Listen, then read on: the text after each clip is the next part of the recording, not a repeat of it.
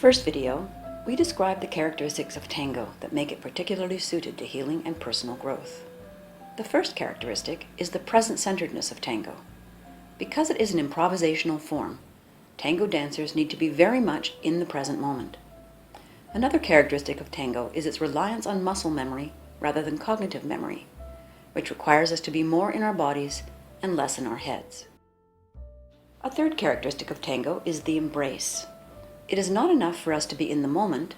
We have to share this moment with a partner, and this requires heightened sensitivity and superior communication skills, all without saying a word.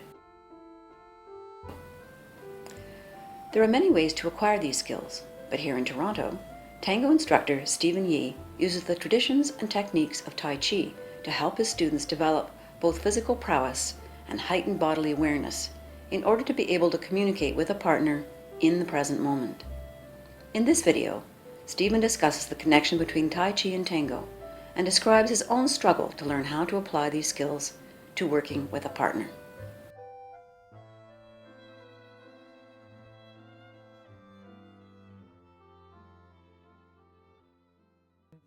First 5 years was fun at time, but I think my tango was horrible at that time. It's I sort of got involved with some sort of a performance troupe that we performed these free tango dances at these city hall, outdoor festival, and harbor front, just to show some Argentine tango. At that time, we choreographed the whole thing, which is okay. I guess for these kind of performance, people like to see a lot of these high energy show tango. So, but at that time I couldn't, when I go to a normal milonga, I couldn't lead, even just lead my partner down the line of dance. You know, I step on my partner's toes all the time because I didn't have my basically, I was not connected with my partner.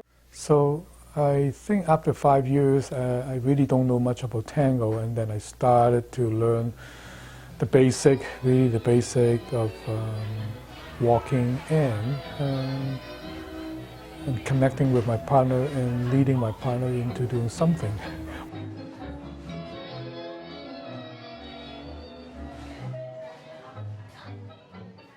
At first glance, the connection between Tai Chi and tango is not obvious. After all, one is an ancient Chinese martial art, and the other is a sophisticated Argentine folk dance. However, both Tai Chi and tango are improvisational, and this affects the way it is taught and practiced. Both are taught by breaking the form down into discrete technical elements, which the student strives to perfect independently. These basic techniques are then linked together into a sequence of movements that teach the student how to transition from one element to the next. It would be challenging enough to master these techniques by oneself, but in both Tai Chi and tango, the student must learn them in concert with another person.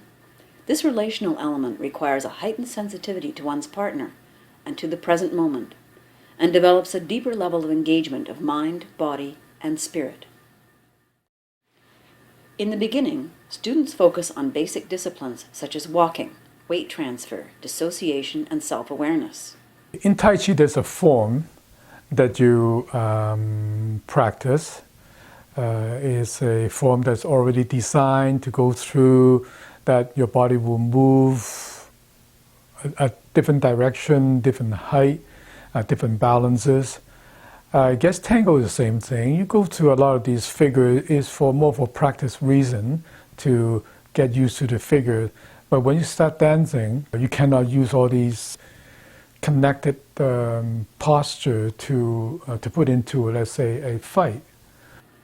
The goal of these exercises is to develop a disciplined flexibility, neither too rigid nor too soft, a balance between yin and yang.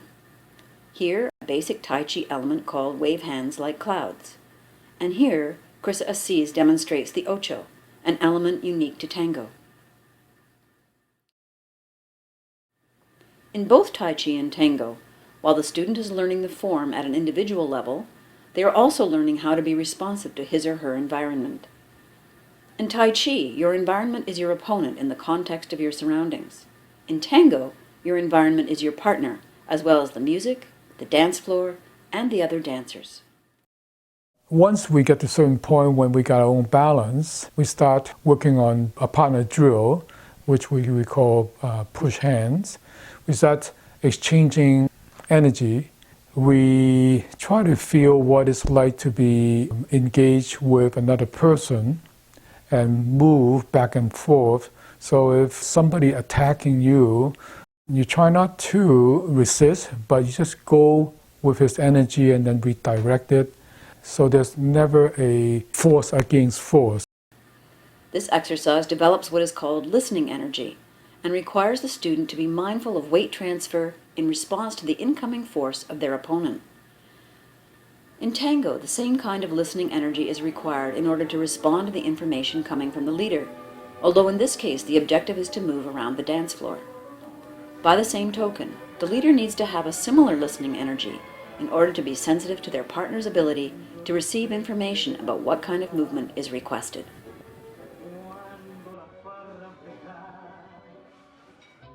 Basically, have to be present at every second, every moment. In Tango, there's no sequence when you go to a milonga. There's no figures you're both going to do, and you probably don't know your partner if it's the first time that you meet. Both dancers need to be at the moment. You cannot be thinking ahead. You cannot anticipate, because if you even start thinking about something for a second, you lose the connection.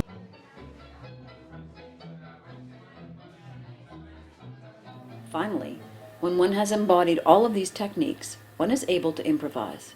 In Tai Chi, the objective is to flow like water, able to take on the shape and form required by the environment, still or active, powerful or passive as needed. In Tango, our goal is similar. We use all of our senses in order to communicate with our partners in the service of creating something beautiful. When you get that perfect balance with your partner, it feels wonderful. You're moving as one, you're dancing as one, basically just connected with the person. They can move and still doing many other things without interrupting your movement. My partner can start interpreting the music, and this way she's really contributing part of the dance. So she's not just strictly a follower. She's able to embellish the dance to a higher level.